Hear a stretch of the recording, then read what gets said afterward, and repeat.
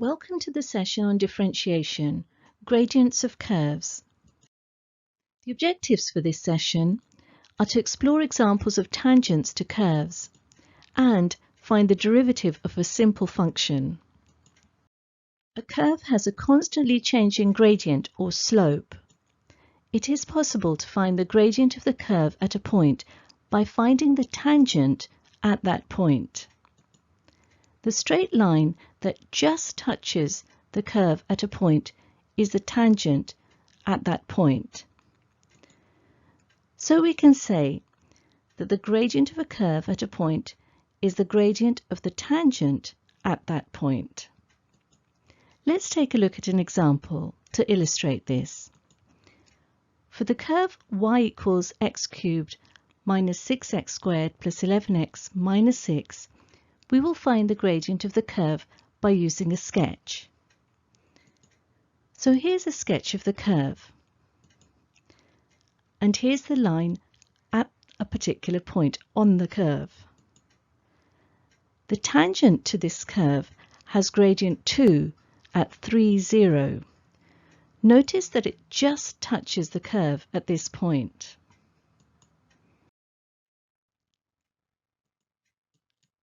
Let's take a look at another example. We will find the gradient for the curve y equals a half x squared at the point 0.5, 0.125. So here's the curve,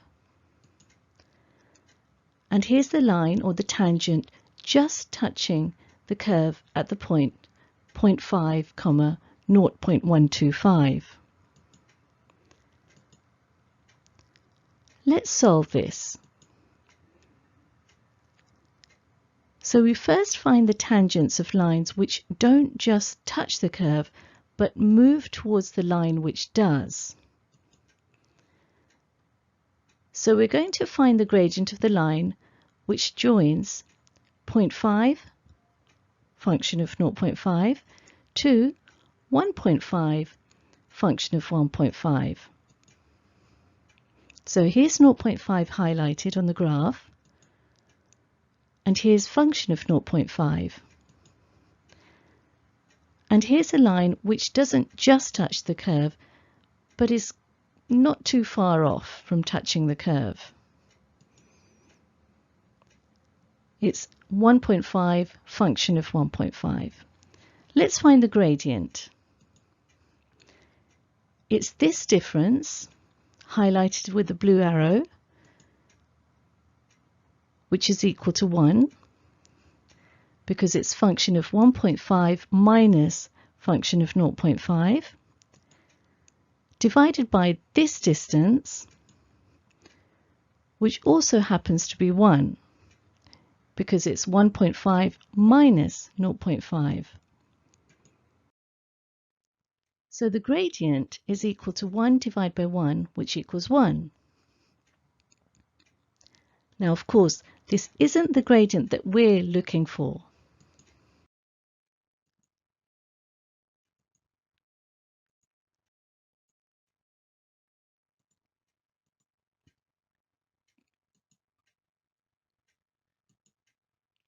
Let's now find the gradient of a line which joins 0.5, function of 0.5, to 1.1, function of 1.1.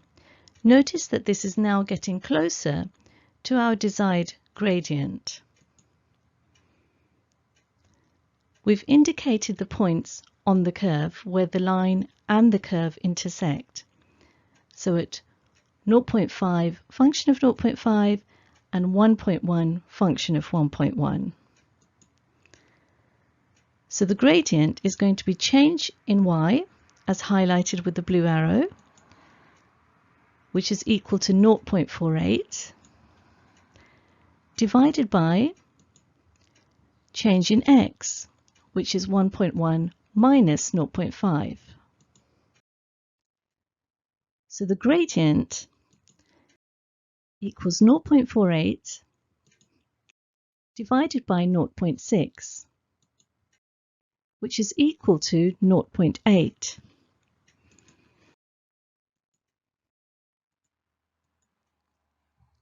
Now let's find the gradient of another line. As shown, again, as you can see, this is getting closer and closer to our desired tangent. The gradient of this line is change in y, as highlighted, over change in x. So the gradient equals 0.28 divided by 0.4, which is equal to 0.7.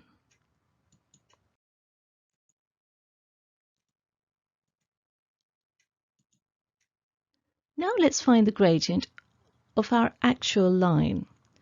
This time we're going to pick a point on the tangent at 0.5, f of 0.5.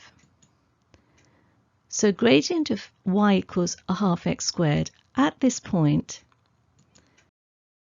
is equal to change in y of this tangent divided by change in x, which equals 0.5.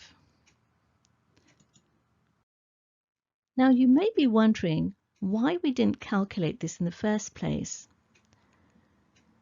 Notice that this tangent is actually an approximation. All the other tangents that we've calculated, well, they're not actually tangents, but all the other lines' gradients that we've calculated are exact. They aren't tangents to the curve, but they are approaching the point that we are interested in. Let's see if there's a link between their gradients and the gradient which we've estimated from the graph. So remember the first gradient, which was the furthest away from this line, had a gradient of 1. The second gradient, which was now getting closer, was 0.8. And the third gradient was 0.7.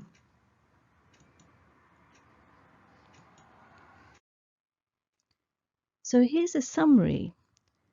1, 0.8, 0.7, 0.5. The gradients all seem to be approaching 0.5.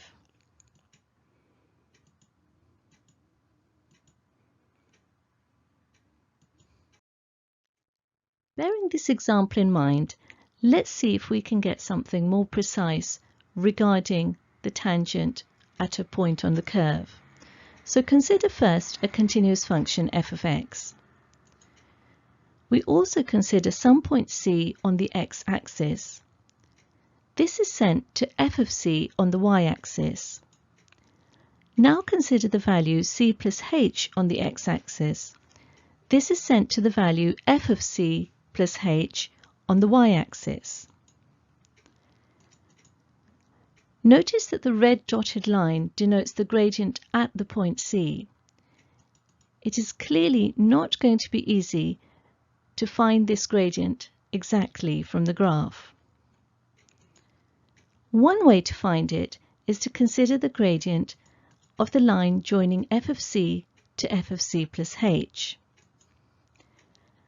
And looking at the diagram, as B moves closer to A, the gradient of AB approaches the gradient of the tangent to the curve at A.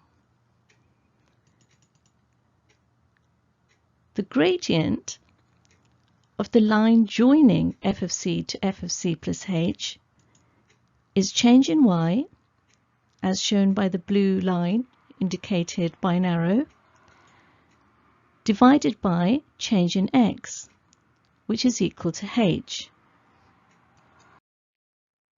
So as h gets closer and closer to 0, the gradient of the thick red line approaches the gradient of the line at C, as you can see.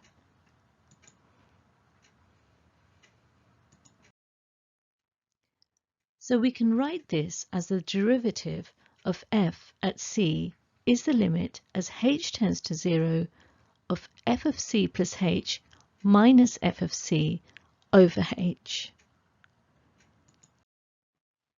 So if we define this formally, the gradient function or derivative of the curve y equals f of x is written f dash of x or dy dx and is given by f dash of x equals lim as h tends to 0 f of x plus h minus f of x all over h.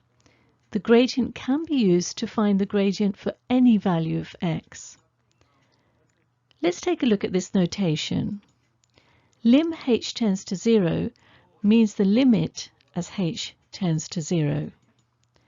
The expression cannot be evaluated when h equals 0, but as h becomes smaller, the expression approaches a fixed or limiting value.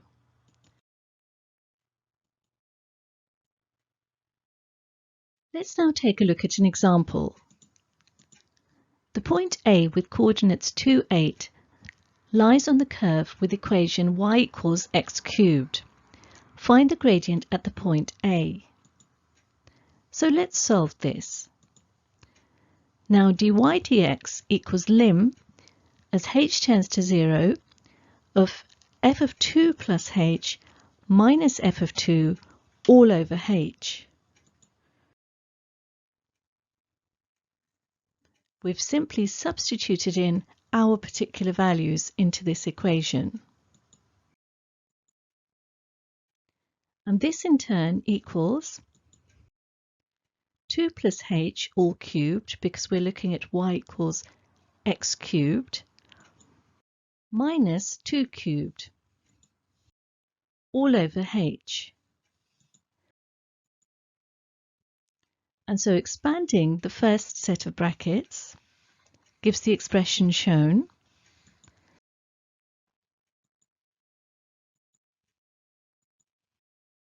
And then tidying up gives us this expression.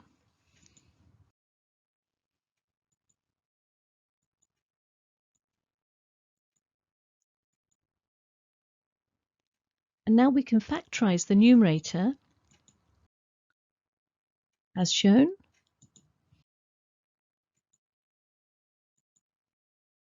and cancel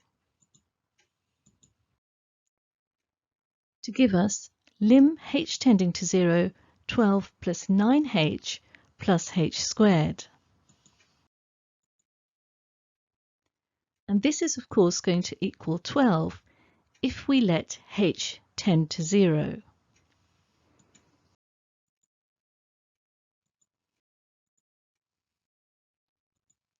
Now let's take a look at another example. Working directly from the definition, find the gradient function of f of x at a for a not equal to 0. Here, f of x is equal to 1 over x squared. So let's solve this. Applying our formula, here,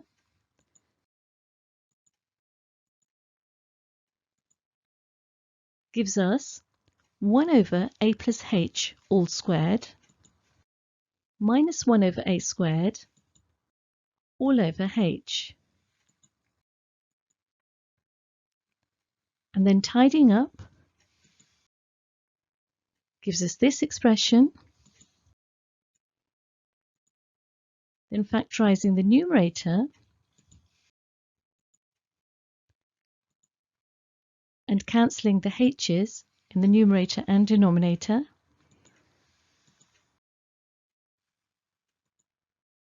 gives us this expression here. And if we let h tend to 0, we obtain minus 2 over a cubed.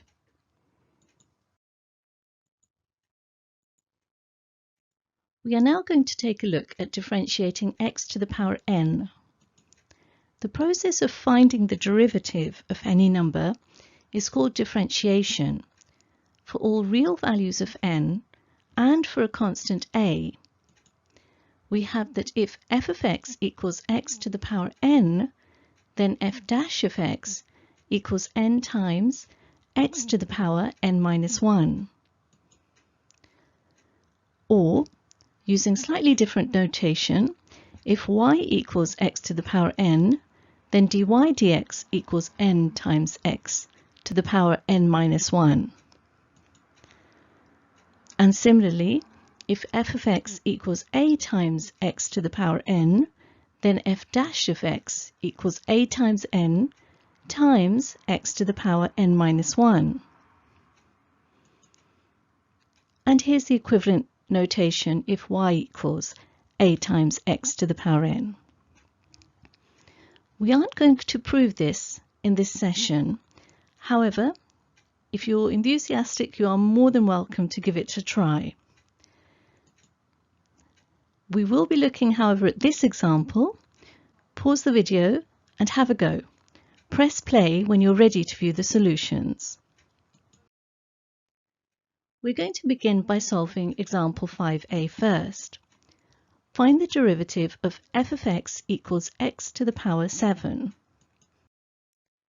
Now, if f of x equals x to the power n, then we know from our formulae that f dash of x equals n times x to the power n minus 1. So here we simply substitute in the values for our particular example.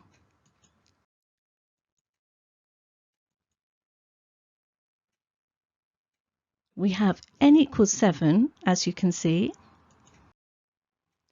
and if we plug that in, we obtain 7 times x to the power 7 minus 1,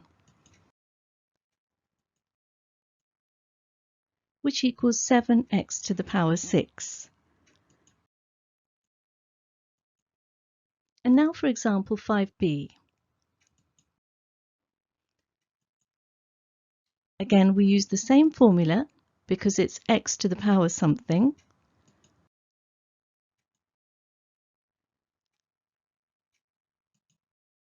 And then we simply plug in the value for n equals 1/3.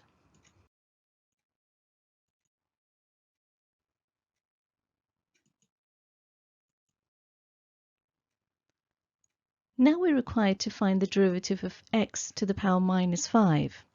Again, the rule doesn't change.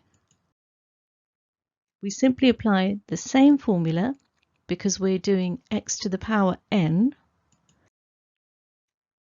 So the derivative, of course, is again n times x to the power n minus 1.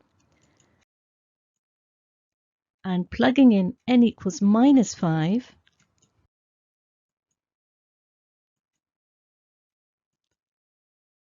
gives us minus 5x to the minus 6. Now for example 5d. We're required to find the derivative of x to the power 5 times x to the power 4. We need to first tidy this up.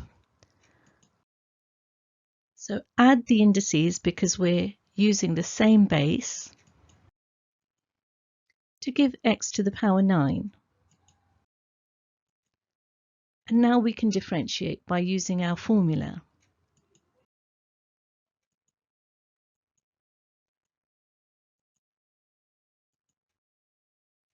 And of course, plugging in n equals 9 gives us f dash of x equals 9x to the power 8. And now for example 5e. Find the derivative of f of x equals x over x cubed. Again, we need to tidy up first. So here's x, and here's x cubed in the denominator. In order to bring it to the numerator, we simply say that this is equal to x to the minus 3. And so adding the indices gives us x to the power minus 2.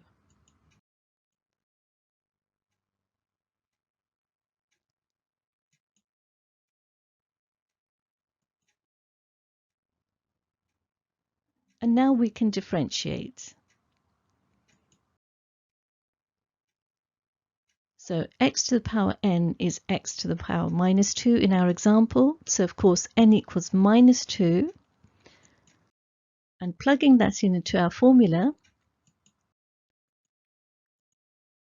gives us minus 2 times x to the minus 3. Let's now have a go at another example. Pause the video and have a go. Press play when you're ready to view the solutions. We begin by finding the derivative of y equals 8x to the power 4.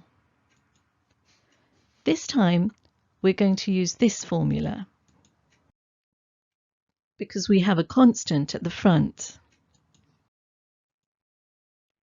And so plugging in all the values, we have a equals 8 and n equals 4 to give us dy dx equals 8 times 4 times x to the power 4 minus 1, which tidies up to give 32 x cubed. And now for example B, find the derivative of y equals minus 5 times x to the power 1 over 5. Again, we're going to use the same formula because we have a constant at the front as well as a power.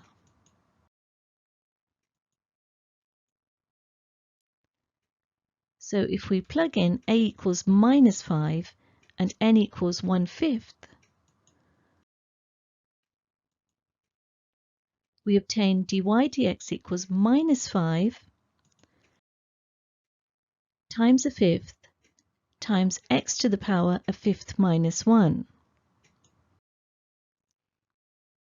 which tidies up to give minus 1 times x to the power minus 4/5.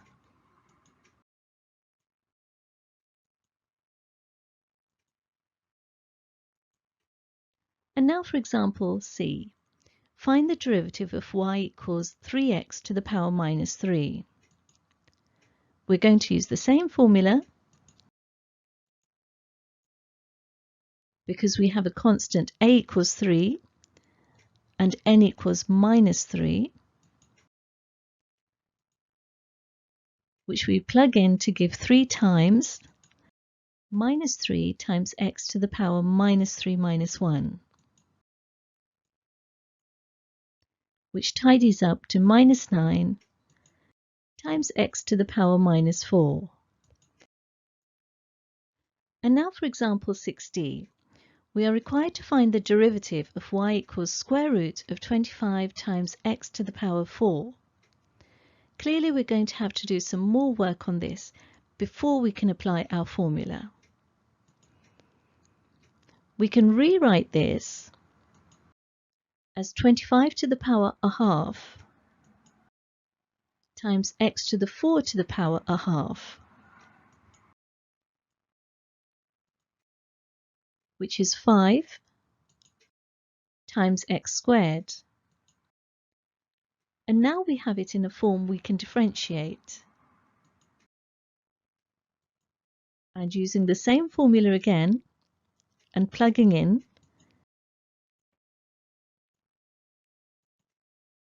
a equals 5 and n equals 2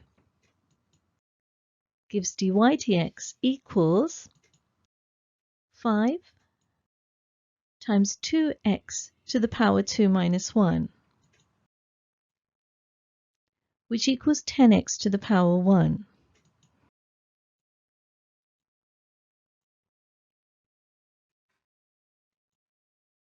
Now let's solve the next part.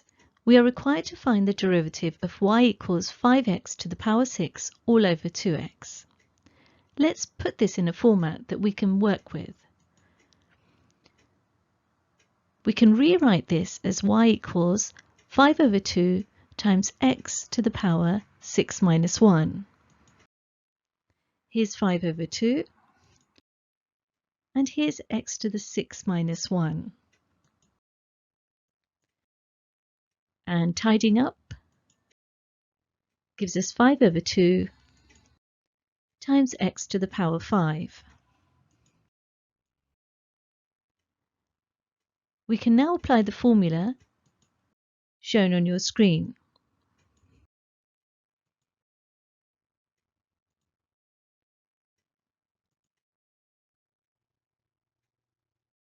And plugging in a equals 5 over 2 and n equals 5,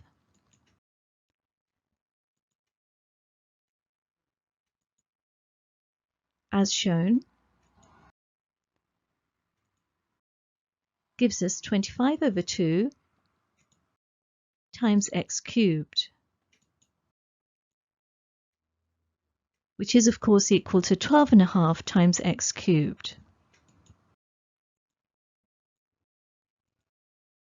This brings us to the end of this session.